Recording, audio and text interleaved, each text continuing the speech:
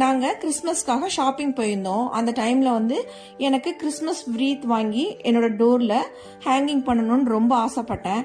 அதோட ரேட் பார்த்தப்போ 300-400 இருந்தது. ஓகே, நம்மளே அதை பண்ணலாமே அப்படின்ட்டு எனக்கு தோணுச்சு.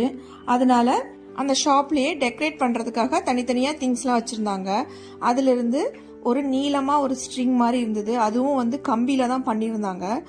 அதனால அது 2 வாங்கினேன். அது ஈச் 50 ருபீஸ்ன்னு போட்டிருந்தாங்க. எனக்கு 100 ருபீஸ் தான் ஆச்சு.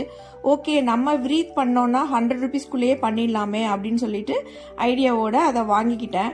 அதுக்கப்புறம் சின்னதாக ஒரு போ வாங்கிக்கிட்டேன்.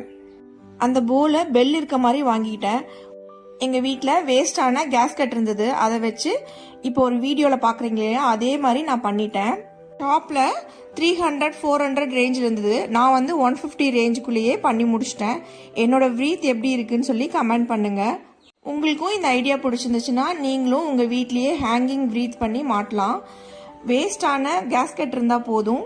ப்ளஸ் நமக்கு தேவையான திங்ஸ்லாம் வாங்கிட்டிங்கன்னா இந்த மாதிரி நீங்களும் பண்ணிக்கலாம். நானே பண்ண ஹேங்கிங் வ்ரீத் எப்படி இருந்துச்சுன்னு எனக்கு கமெண்ட் பண்ணிவிட்டு அப்படியே என்னை ஃபாலோ பண்ணுறதுக்கும் மறந்துடாதீங்க.